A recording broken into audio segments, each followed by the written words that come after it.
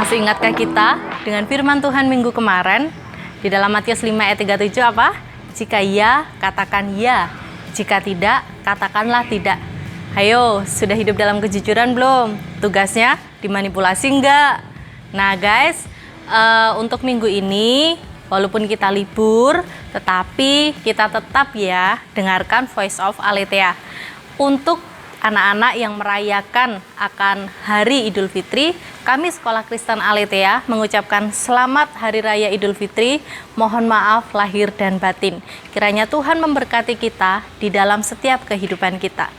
Nah, hari ini kita akan belajar tentang satu tema, dan di minggu ini Losa akan mengajak kalian untuk belajar bukan hanya satu tema, satu tokoh, tetapi juga satu kitab loh. Tapi tenang aja, jangan khawatir, yang pasti seru kok.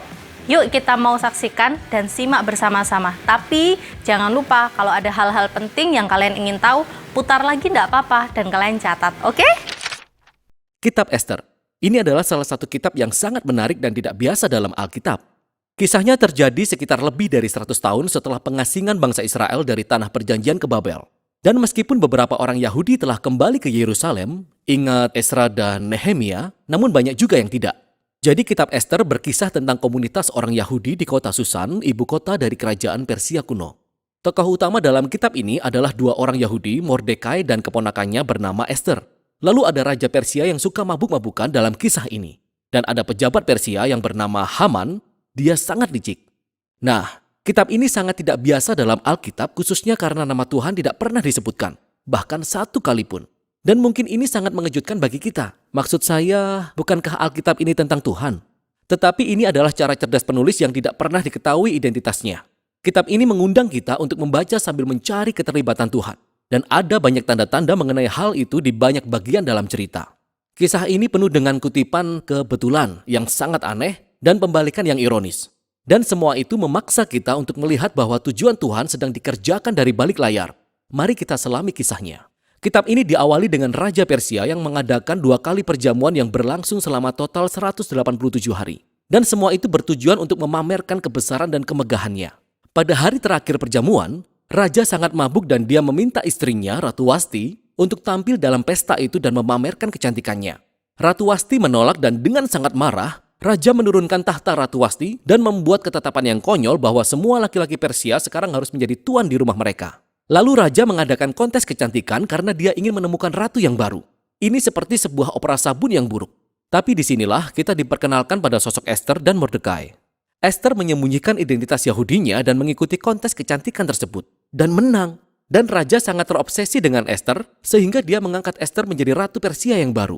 Setelah itu, secara kebetulan, Mordekai tanpa sengaja mendengar 2 orang sida-sida Raja bersekongkol untuk membunuh Raja. Lalu Mordekai memberitahu Ester. Dan Ester memberitahu Raja dan Mordekai mendapat penghormatan karena telah menyelamatkan Raja. Nah, di sini, sejak awal nama Tuhan tidak pernah disebutkan sama sekali.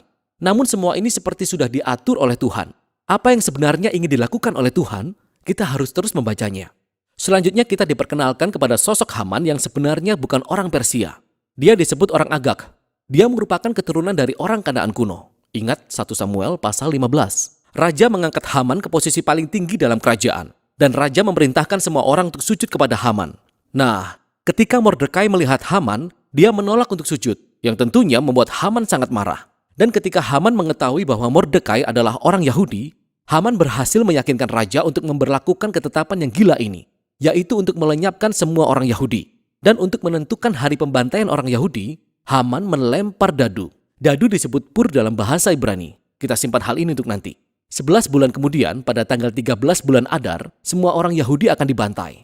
Kemudian Haman dan Raja mengadakan perjamuan minum untuk merayakan keputusan mereka yang mengerikan ini. Nah, sekarang fokusnya beralih ke Mordekai dan Ester yang merupakan satu-satunya harapan bagi orang Yahudi. Mereka menyusun sebuah rencana bahwa Ester akan mengungkapkan identitas Yahudinya kepada Raja dan meminta Raja untuk membalikkan ketetapan yang sudah dibuatnya. Tetapi datang kepada Raja tanpa undangan khusus menurut hukum Persia merupakan sebuah tindakan yang bisa diganjar dengan hukuman mati. Jadi dalam sebuah pernyataan kunci, Mordekai yakin bahwa andai kata Ester tetap diam, pembebasan untuk orang-orang Yahudi akan datang dari pihak lain. Dan kemudian Mordekai bertanya dengan lantang. Dia berkata, siapa tahu, mungkin justru untuk saat yang seperti ini, engkau beroleh kedudukan sebagai ratu. Ester menanggapi dengan keberanian dan dia memutuskan untuk menghadap raja dengan sebuah kalimat yang luar biasa. Kalau terpaksa aku mati, biarlah aku mati. Dan kita akan melihat terjadinya pembalikan yang ironis atas rencana-rencana jahat Haman.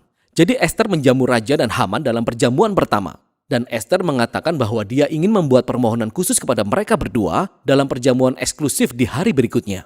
Haman meninggalkan perjamuan pertama dalam keadaan mabuk. Dan dia bertemu Mordekai di jalan. Dia menjadi penuh dengan amarah. Dan Haman menyuruh mendirikan tiang gantungan supaya Mordekai bisa digantung di situ keesokan paginya. Tidak ada yang lebih buruk bagi orang Yahudi dan bagi Mordekai. Namun, seketika kisahnya berubah. Tiba-tiba malam itu raja tidak bisa tidur. Dan dia meminta dibacakan kitab catatan sejarah sebelum tidur. Dan kebetulan raja mendengar tentang bagaimana Mordekai telah menyelamatkan hidupnya. Dia benar-benar telah lupa. Lalu di pagi hari, Haman datang untuk meminta izin melakukan eksekusi terhadap Mordekai. Dan pada saat itu, raja meminta Haman untuk menghormati Mordekai di depan halayak, oleh karena dia telah menyelamatkan hidup raja. Sehingga sekarang, Haman harus mengawal Mordekai mengelilingi kota dengan menunggangi kuda kerajaan, dan meminta semua orang menghormati Mordekai. Momen inilah yang menjadi pusat dari keseluruhan kitab ini. Ini adalah momen kejatuhan Haman dan diangkatnya Mordekai ke tampuk kekuasaan. Lihatlah bagaimana semuanya terjadi. Hari berikutnya adalah perjamuan kedua Ester, jadi raja dan Haman menghadirinya. Dan pertama-tama, Ester memberitahukan kepada raja bahwa dia adalah orang Yahudi. Dan kedua, bahwa Haman telah memberlakukan ketentuan untuk membunuhnya dan membunuh Mordekai yang telah menyelamatkan nyawa raja dan untuk membunuh semua orang Yahudi. Saat itu raja sedang mabuk. Jadi ketika dia mendengar kabar itu, dia menjadi marah dalam kemabukannya.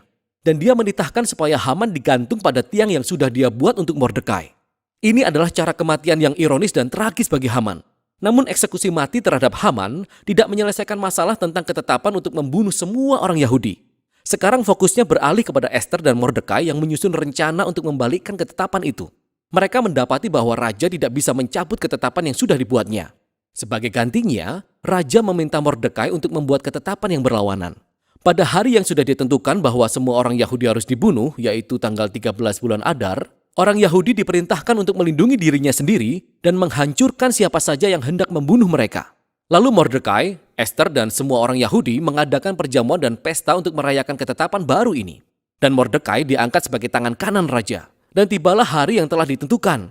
Orang Yahudi menang atas musuh-musuhnya. Pertama, mereka menghancurkan keluarga Haman dan pejabat Persia lainnya yang ikut bersekongkol dengan rencana Haman. Kemudian di hari kedua, mereka mendapat izin untuk menghancurkan orang-orang yang menentang mereka di seluruh kerajaan. Ini berakhir dengan sukacita dan perayaan karena orang Yahudi diselamatkan dari pembantaian. Kisah ini juga menceritakan bagaimana Ester dan Mordekai membuat ketetapan tentang perayaan tahunan pesta Purim yang berlangsung selama 2 hari sebagai peringatan akan pembebasan orang Yahudi dari kehancuran. Dan nama perayaan ini berasal dari dadu Haman. Ingat, Purim.